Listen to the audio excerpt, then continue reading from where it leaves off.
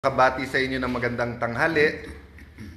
Konting smile sapagkat medyo mabigat ang haharapin natin today at mga susunod na araw. Bakit po? Talagang lahat ay ginagawa para hindi matuloy ang sunod-sunod na mga hearing kung saan ay ang katotohanan at buong katotohanan ay lalabas. So, may mga lilinawin lang ako, no? Tomorrow, yung Blue Ribbon Committee. And ang balak talaga ay agawin ang mga committees, kaya kung sila ay nag-walk out, kami naman ay gumamit din ng parliamentary tool na hindi magkaroon ng quorum para nga maprotektahan ang katotohanan. Sa Friday ay meron din schedule po ang ating kasama sa Senate na talagang parating aral, parating ready at grabe po ang wisdom sa batas. Tungkol naman po sa DOJ at NBI yung yung nangyari sa Senate ng May 11 at May 13. Gusto ko lang linawin po kasi kung tama yung reports na nabasa ko hanggang Malacanang, may mga bills daw na importante ang uplift, paano daw matitake up yun kung walang sesyon. I'd like to I'd like to confirm that at least twice pinaabot namin sa Malacanang. Pag ready yung bills nila, anytime kami. In fact, may LEDAC dapat 2 weeks ago.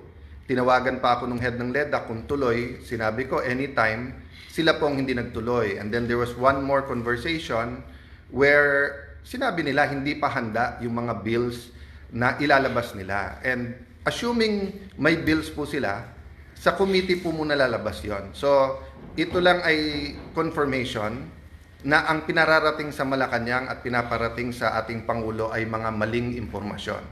So, we had a light meal dahil napakarami naming meeting, pero I'm asking you for prayers, not just for the 13, also for the 11, not just for the Senate, but for the country.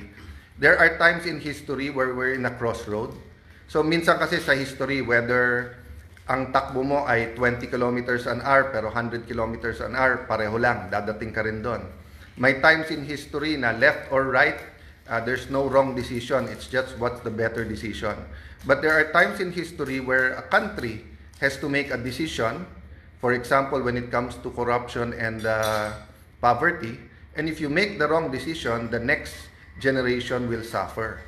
So it starts with your personal decision, then it becomes a group's personal decision, katulad ng grupo ng 13.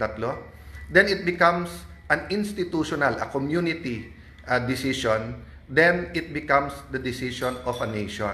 So as of yesterday, di ba, ang hinihingi pa lang naman namin, give the truth a chance. So ngayon, we're asking everyone to pray that matuloy yung mga hearings. No? I'm not saying that every single witness will tell the truth. What I've been consistent with since 2007, nung chairman ako ng Blue Ribbon Committee, was that that platform allows us for anyone to testify at makikita po natin yung testimony nung magte-testify. Nagtataka lang ako, bakit umiba ngayon na ilan buwan walang hearing kung kailan may mga bagong revelasyon at medyo mabibigat na yung mga witnesses na nagiging available. Anytime po, may malalaking witnesses din or mayroon din po mga pwedeng biglang magsabi ng totoo, no? So of course, the man of the hour tomorrow, Senator Dante Marcoleta. Sir, magandang tanghali. Kumusta po kayong lahat, mga kababayan? Ito po, nag-uusap-usap po kami para sa araw ng bukas. Ang gusto lamang namin ay ang inyong total support. Wag po kayong kukurap. Baka ito na po ang pinakahuling pagkakataon na ang katotohanan, ang katwiran ay mananaig. Kagaya po na sinabi ni SP Alan, lahat po ay gagawin nila para patuloy na pagtakpan ang isang issue na kayong lahat ay may kinalaman sapagkat pera po ninyo ang ninakaw nila. Kaya sinabi ko po, huwag kayong kukurap. Ang gagawin namin bukas will define the direction of this country kung saan tayo papunta. Salamat po sa inyong lahat at sa inyong suporta. So, thank you very much, Kuya Dante. So, ulitin ko lang po ha. Kaya pinapaswear, di ba?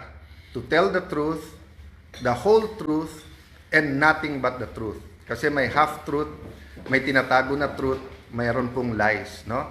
Series of hearings to. Pag naumpisahan po natin bukas, nandyan na yung momentum. Inuulit ko po ha, pag may 13, automatic, hindi ko kailangang mag-resign, sa inyo na. In fact, tinitingnan ko lang, day by day, week by week lang, na matuloy lang itong mga hearing at maumpisahan lang. Baka naman yun lang ang trabaho ko, I'd be more than content to go.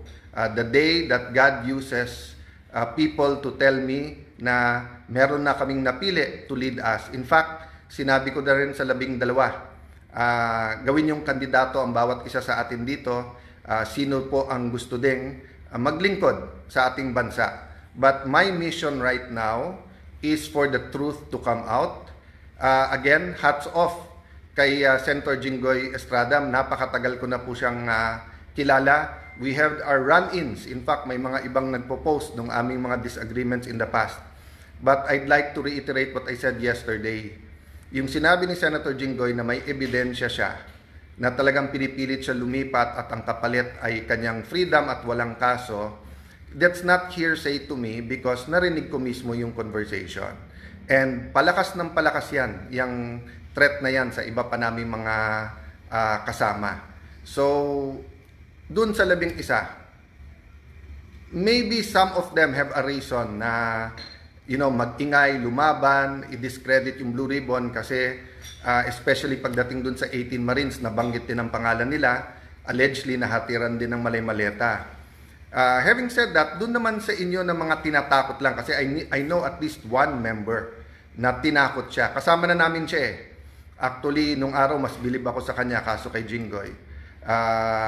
At sinabi nga niya na sama na, siya pa nga nagko-complain. Pero ngayon, nagsasalita pa laban sa amin. But at the right time, no, we'll talk about that. My point is, we will stay strong, but please pray for us kasi may individual circumstances ang bawat isa and marami kaming hindi kontrolado. Diba? And yung pagdating ng mga witnesses. By the way, gusto ko lang malaman nyo, we also invited the Office of the Ombudsman, the DPWH, and the DBM or their representatives kasi we'll do this very orderly. We'll find out nasaan na ba investigasyon nila, ilan na ba talaga ang ghost at hindi, magkano ba talaga ang involved dito. So ang daming impormasyon na kailangan maging malinaw sa atin lahat. So magandang tanghali po, please pray for our meetings today and ulitin ko po ha, we're not praying that God be on our side. We're praying that we be on God's side. And to listen and to hear the prayer, dapat may basis. And the basis is God's Word. And of course, the basis is yung tamang counsel na dun lang tayo sa tama. Hindi pwedeng kasinungalingan. God bless you all. See you soon.